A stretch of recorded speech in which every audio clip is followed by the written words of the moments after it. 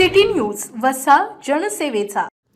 बुलढाणा शहरातील जयस्तंभ चौकात विश्वरत्न डॉक्टर बाबासाहेब आंबेडकर यांच्या पुतळ्यासमोर प्रतिकात्मक मनुस्मृतीचे आज दहन करण्यात आले। 25 डिसेंबर 1927 रोजी डॉक्टर बाबासाहेब आंबेडकर यांनी सहस्त्रबुद्धे यांच्या हस्ते मनुस्मृतीचं दहन केलं होतं। या मनुष्य कायद्यात स्त्रियांना दुय्यम स्थान देण्यात आले होते। या मनुस्मृतीच्या आल्यानंतर हा आजचा दिवस स्त्री मुक्ती दिन म्हणून साजरा केला जातो। या निमित्ताने बुलढाणा शहरातील संविधानप्रेमी नागरिकांनी एकत्रित येऊन या स्त्री मुक्ती दिनाच्या औचित्यावर प्रतिकात्मक मनुस्मृतीचे दहन कर या कार्यक्रमाचे आयोजन करण्यात आले होते। यावेळी मोठ्या संख्येने महिला व नागरिक उपस्थित होते। City news. आज 25 डिसेंबरच्या महिला मुक्ती दिनाच्या मी सर्व आदरणीय महिला भगिनींना शुभेच्छा देतो।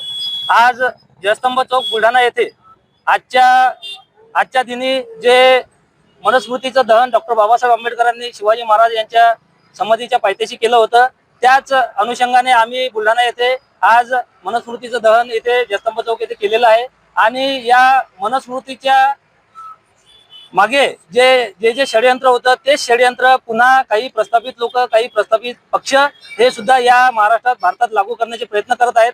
त्याच अनुषंगाने या महाराष्ट्रात भारतात आम्ही बुलढाणा जिल्ह्यात आम्ही कोणत्याही मनुवाद्यांचे, कोणत्याही प्रस्थापित लोकांचे आम्ही षडयंत्र हे साध्य होऊ देऊ नये याकरता आम्ही सर्व आंबेडकरवादी, बहुजनवादी या बुलढाणा येथे जयस्तंभ चौक येथे जमा झालेलो होतो।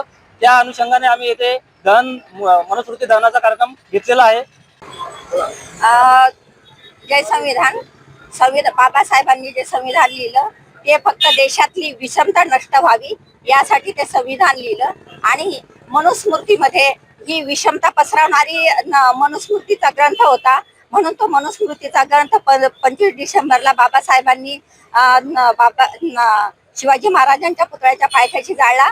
आणि भारतात विषमता नांदावी म्हणून बाबासाहेबांनी मनुस्मृती जाळली आणि महिलांना समान हक्क मिळावेत, एक हक्क राजा स्वरंक, एक मतदानाचा हक्क जाहीर केला आणि समानता आणण्याचा प्रयत्न केलेला आहे। आणि महिलांच्या आज 25 डिसेंबर महिला मुक्ती दिन म्हणून आम्ही जाहीर करतो। आणि महिलांना, सर्व महिलांना माझ्या तर्फे महिला मुक्ती दिनाच्या भरपूर शुभेच्छा। जय संविधान। मला संविधान हवे, मनुस्मृती नको, हे प्रत्येकाचं ध्येय असलं पाहिजे। आणि हे ध्येय घेऊन जर चाललं तर आपल्या भारतामध्ये विषमता नष्ट होऊन समता नांदेल।